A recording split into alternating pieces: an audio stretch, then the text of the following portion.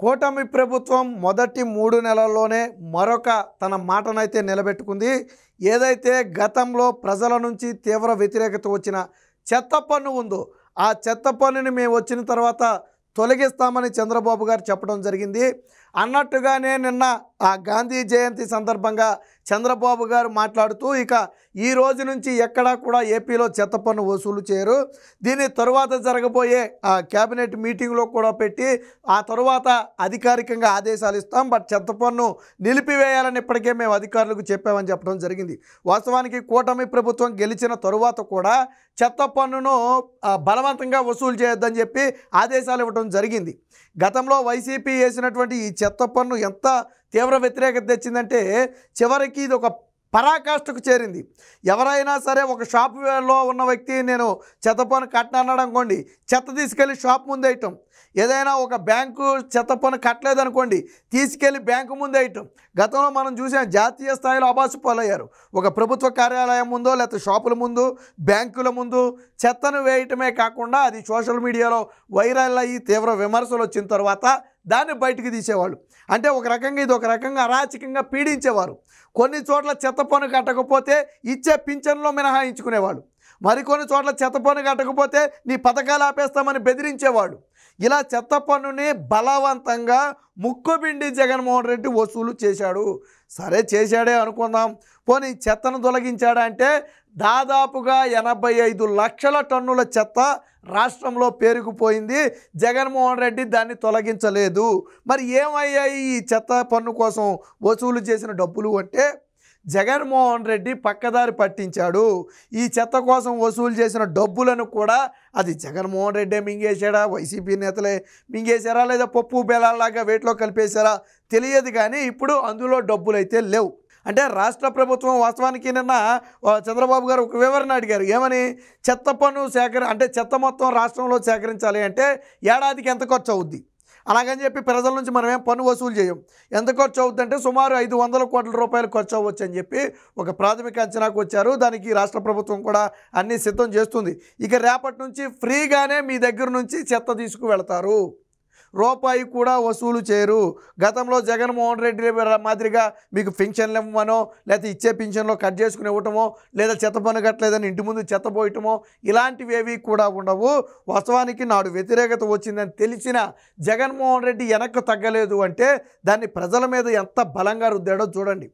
ప్రతి ఇంటికి 100 రూపాయలు, షాపులకైతే 200 ఏదో లెక్క కూడా పెట్టారు. దాని ప్రకారం వాళ్ళు నెల చెల్లించాలా.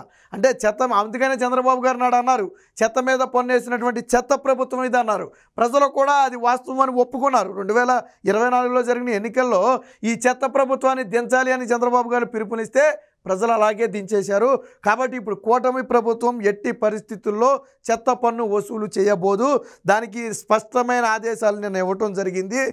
క్యాబినెట్ మీటింగ్లో పెట్టిన తర్వాత అధికారికంగా ఆదేశాలు జారీ చేస్తాం. అయినప్పటికీ ఇక రాష్ట్రంలో ఎక్కడా చెత్త పన్ను ఇచ్చే అవకాశమే లేదని చెప్పి చంద్రబాబు గారు అయితే చెప్పడం జరిగింది. దీనికి సంబంధించిన వార్త ఒకటి వచ్చింది, ఒకసారి చూద్దాం. ఇది నిన్న ఏదైతే గాంధీ జయంతి సందర్భంగా చంద్రబాబు గారు కొంతమంది కార్మికులతో కూర్చుని వారితో మాట్లాడుతూ వాళ్ళ జీవనోపాధి ఏ విధంగా ఉంది, ఆ వృత్తి ఎలా ఉంది, వారికి ప్రభుత్వం నుంచి అదనంగా ఏం కావాలని వాళ్ళు కోరుకుంటున్నారు, గతంలో ఎలా ఉంది, ఇప్పుడు ఎలా ఉంటుంది, ఇలాంటి కొన్ని విషయాలను అయితే చంద్రబాబు గారు వారితో కలిపి టీ తాగుతూ అయితే తెలుసుకోవడం జరిగింది. సో దీనికి సంబంధించిన వార్త కూడా వచ్చింది, ఒకసారి చూద్దాం. చెత్త పన్ను రద్దు నేటి నుంచి అమలు. వైకాపా ప్రభుత్వం పన్ను వేసి చెత్త కూడా తొలగించలేదు.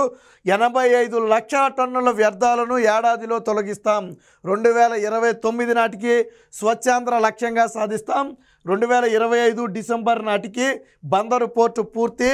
స్వచ్ఛతా హీ సేవా కార్యక్రమంలో చంద్రబాబు గారు అయితే చెప్పారు. ఇది మచిలీపట్నంలో మనం చూడవచ్చు. కార్మికులతో టీ తాగుతున్నారు. వెనకమాల మంత్రి ఎమ్మెల్యే కొల్లు రవీంద్రతో పాటు నారాయణ తదితరులందరూ కూడా ఇక్కడైతే ఉండటం జరిగింది. జాతిపిత గాంధీ జయంతి సందర్భంగా అందరం ఆయన స్ఫూర్తితో ముందుకు సాగాలి. 2029 నాటికి స్వచ్ఛాంధ్రప్రదేశ్ లక్ష్యంగా అడుగులు వేయాలి. ప్రతి ఒక్కరూ స్వచ్ఛ సేవకులుగా మారాలని చెప్పి, అలాగే పారిశుద్ధ్య కార్మికులు స్వచ్ఛ సైనికులు, వారి వల్లే మనం ఆరోగ్యంగా ఉంటున్నాం. వైకాపాది చెత్త ప్రభుత్వం చెత్త మీద పన్ను వేశారు కానీ వ్యర్థాలు కూడా తొలగించలేదు. తొలగించలేదు, కావాలని ఆ చెత్తను షాపుల ముందు వేశారు. జగన్ ప్రభుత్వం నిర్వాహకంతో 85 లక్షల టన్నుల చెత్త అయితే పెరిగిపోయింది.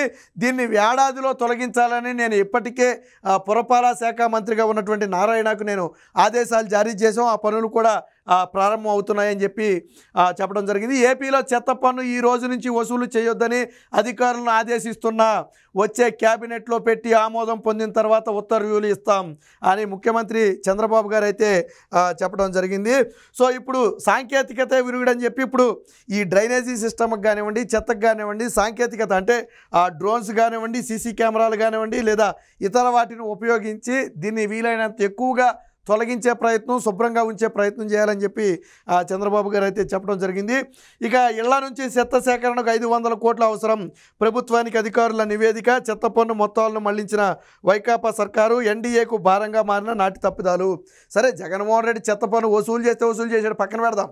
వసూలు చేసిన వ్యక్తి చెత్త తొలగించాడా? 85 లక్షల టన్నుల వ్యర్థాలు ఈరోజు రాష్ట్రంలో పేరుకుపోయాయంటే చిన్న విషయం కాదు. వాటన్నిటిని తొలగించాలంటే అదనపు ఖర్చు, మళ్ళీ ఎప్పట్లాగానే చెత్త ఇంటి నుంచి సేకరించాలి, మళ్ళీ అది ఖర్చు. అంటే జగన్మోహన్ రెడ్డి చేసిన పనిలో చిత్తశుద్ధి అనేది లేదు. నేను చెత్త తొలగించడానికి పన్ను వేసానని చెప్పావు, కానీ 85 లక్షల టన్నుల వ్యర్థాలను ఈరోజు విడిచేసి వెళ్ళావు. ఎవరు బాధ్యత వహించాలి దానికి?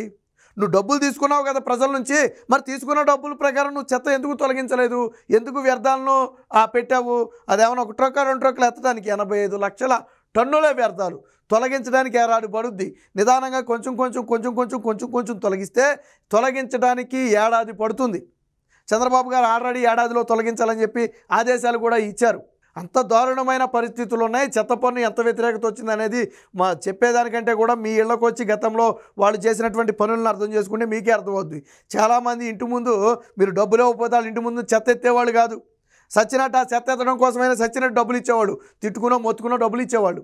అంత దారుణమైన పరిస్థితులు ఉండేవి. ఈ రోజు నుంచి అంటే అక్టోబర్ 2 గాంధీ జయంతి రోజు నుంచి ఇక రాష్ట్రంలో ఏ ఒక్కరి నుంచి కూడా చెత్త పన్ను వసూలు చేయవద్దు. అంటే అధికారికంగా ఆదేశాలు ఇంకా రాకపోయినా మీరు ఎవరు కూడా చెత్త పన్ను వసూలు చేయొద్దని చంద్రబాబు గారు స్పష్టంగా అధికారులకైతే చెప్పడం జరిగింది. కాబట్టి ఏపీలో ఇక నుంచి ఎవరు కూడా మీ ఇంటికి వచ్చి చెత్త పన్ను అడగరు. చెత్తను తీసుకువెళతారు తప్ప రూపాయి కూడా మిమ్మల్ని అడగరు. ఆ బాధ్యత మొత్తం ప్రభుత్వం తీసుకుంది. ఏదైతే ఎన్నికలకు ముందు చంద్రబాబు గారు స్పష్టంగా చెప్పారో, నేను వస్తే చెత్త పన్ను తొలగిస్తాను అని, అదేం చిన్న విషయం కాదు. దాదాపుగా ఏడాదికి 500 నుంచి 1000 కోట్ల రూపాయల దాకా వసూలు చేసే ఉంటాడు. అంటే ఒక రకంగా ఆదాయ వనరే. కానీ ప్రజలు ఇబ్బంది పడే ఆదాయ వనరులు ప్రభుత్వానికి అవసరం లేదు. ఆ ఉద్దేశంతోనే చంద్రబాబు గారు చెత్త పన్ను పూర్తిగా తొలగిస్తూ ఆదేశాలు అయితే జారీ చేశారు. రాబోయే కేబినెట్ మీటింగ్లో పెట్టిన తర్వాత జీవో రూపంలో దీన్ని అధికారికంగా ప్రజల ముందుకు తీసుకొస్తారు. ఇప్పుడు చంద్రబాబు గారు నిన్న చెప్పినటువంటి ఈ చెత్త పన్ను నిర్ణయంతో ప్రజలందరూ కూడా హర్షం వ్యక్తం చేస్తున్నారు.